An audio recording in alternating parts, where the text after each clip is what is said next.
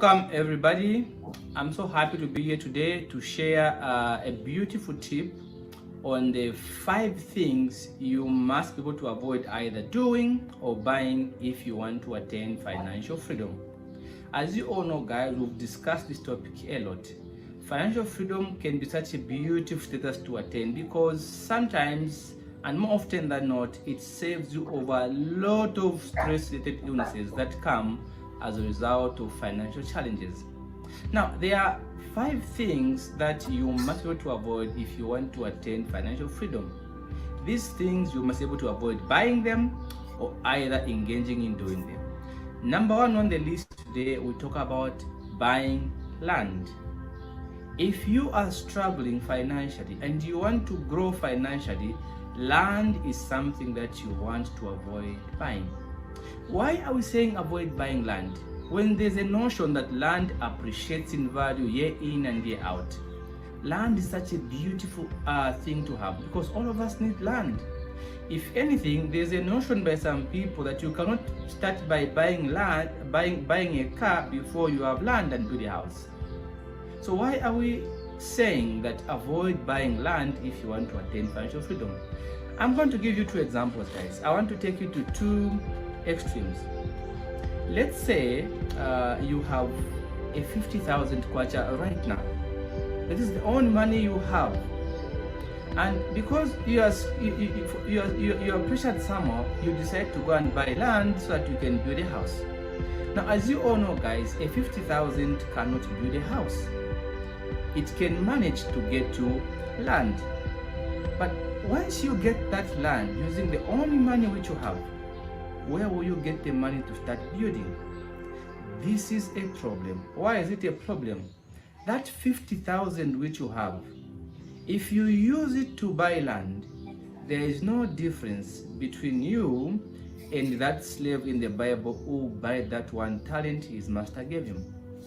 And if you think about it, why do you think the master was so upset? Because the master understood time value of money.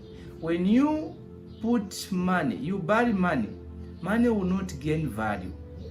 If I give you a 1,000 kwacha today and you keep it in your pocket or you keep it somewhere where it's not gaining interest, that 1,000 kwacha next year it won't be able to buy the same things it can buy today. This is why when you go to the bank to get a loan, they charge you interest to give that money some value. So here's what is happening to your 50,000 if you buy land. That 50,000 is not multiplying. What is going to happen in the end? You're going to borrow money from other sources to be able to finance the building of that particular house which you want to have. So instead of buying land when you are struggling, why don't you get that 50,000? Consult from experts or people who are willing to help so that you can get some good investment ideas where you can put that 50,000 kwacha into so that it can be able to multiply, and when it multiplies, it gives you a return, then you can freely go and buy land and begin to build a house from the profits. It is a bad idea to use the only money you have to buy land. Now here's another example. If the reason why you are buying land is because you want to build a house and you're struggling, that's a problem. But if you are buying land because you want it to gain some value so that next year you can sell it at a profit, that's a good investment because land always appreciates. So there's a difference, guys, between buying land for business and buying land for building a house.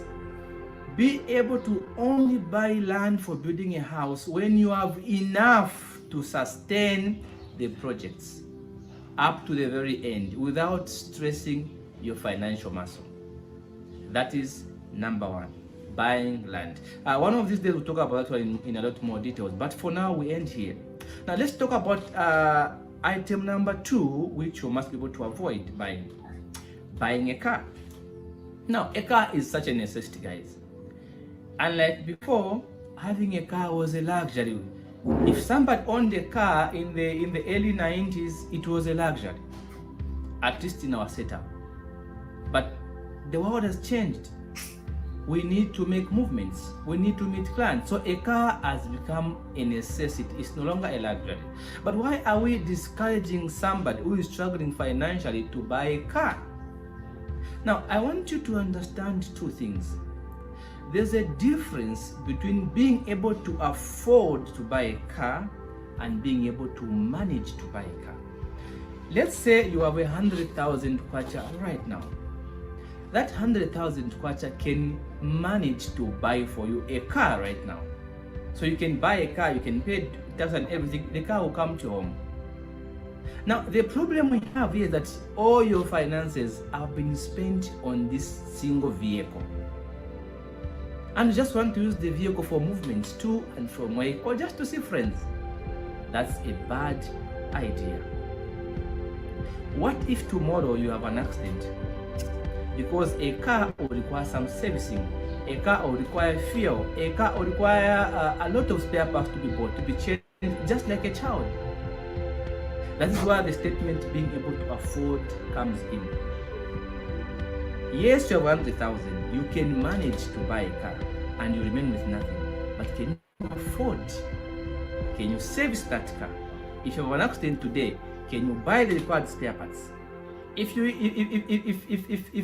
there's something wrong with the car, can you take it to the company where it needs to be fixed so that you can be able to use it again? That is where affording comes in. Will you be able to afford all other expenses that come as a result of having a car?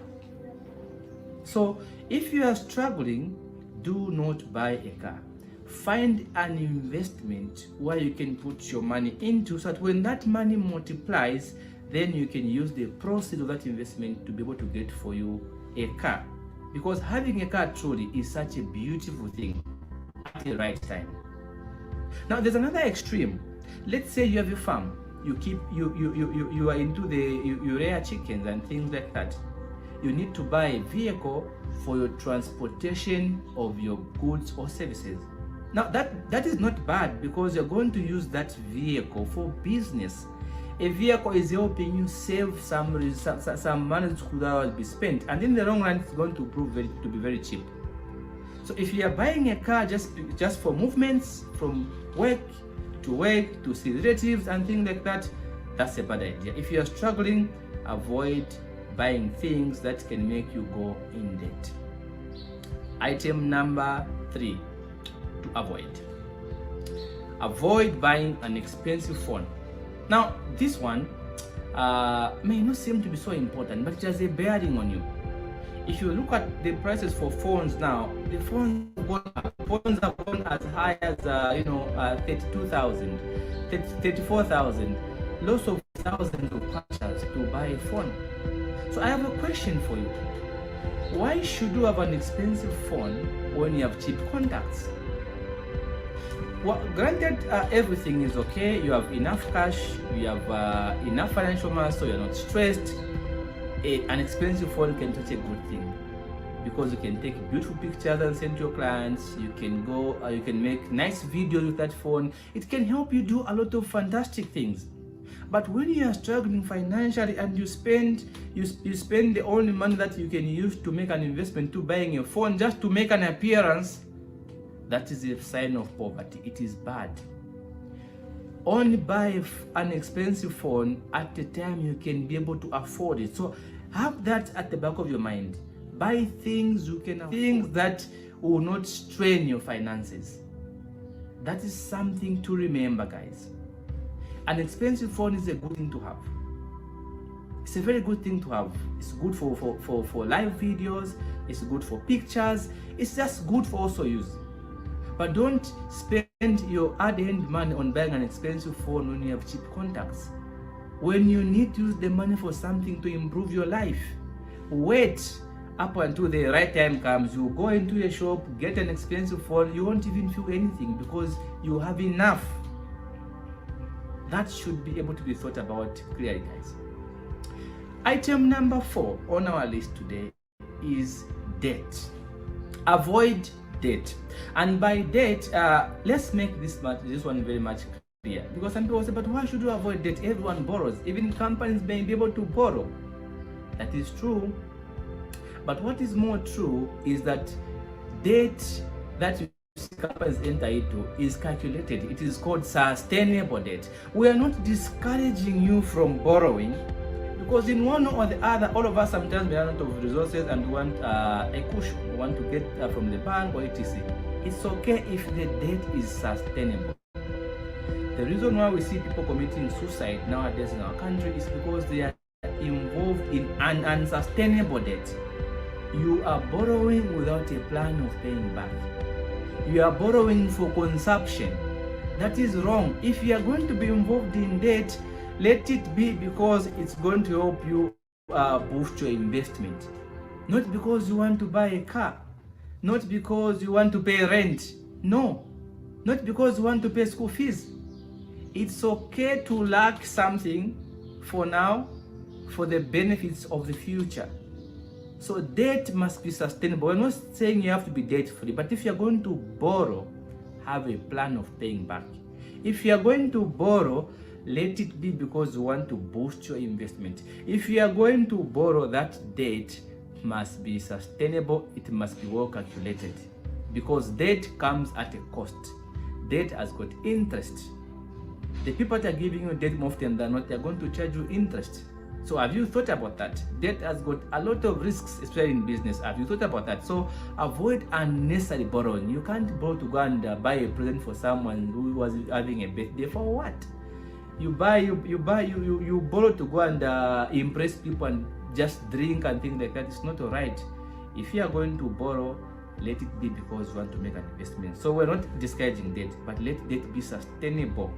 This is why we see people committing suicide, because they are borrowing without a plan. Now, item number 5 is quite interesting on our today's tips. Guys, if you are somebody who truly wants to grow financially, who truly wants to attain financial freedom, please avoid unnecessary relationship with just fellow gentlemen, or be it romantic relationships. If they are unnecessary, avoid them, because relationships come at a cost. Relationships are not cheap. So we are not discouraging you from having a relationship. It's okay to avoid relationship, but avoid unnecessary. Imagine somebody who gets a 5,000 kwacha. This is not to belittle people who get 5,000 kwacha. Just giving an example. If you get a small amount of money and then you have 3, 4, 5 boyfriends, 3, 4, 5 girlfriends, you'll be spending a huge chunk of that amount giving out to these people you are connected to. And as a result, your finances will be crippled. They will be calling you, asking for ABCD, asking for so and so, because the nature of the rule that when you are in a relationship with somebody, sometimes naturally we want to share things that we have. Now, how are you going to share the only small side you have with 3, 4, 5 people? It's not right. Actually, an unnecessary relationship may have a bearing also on your psychology, on your mentality. When you are involved in a relationship, some of those relationships will be very much toxic. They'll be disturbing you psychologically, you'll be stressed, and once you are stressed, you won't be able to focus properly. So there's a way unnecessary relationships lure you of things that are important. There's a way they prevent you from seeing the bigger picture. There's a way they make you fail to focus on things that really matters. You'll be spending time solving arguments, apologizing for no reason. It's not right. So guys, these are the today's tips. Of course, we can't go into details of how this should be exhausted, but I hope that somebody is going to be helped today to think about these 5 things. Number 1, avoid buying land if you can't afford it. Avoid buying a car if you can't afford it. Avoid buying an expensive phone if you can't afford and only have cheap contacts. Avoid unnecessary debt. Avoid unnecessary relationships. Thank you so very much, guys, for watching. I hope that you share this video with as many people as possible so that they too can go to benefit from this information. Have a fantastic day and see you in our next episode.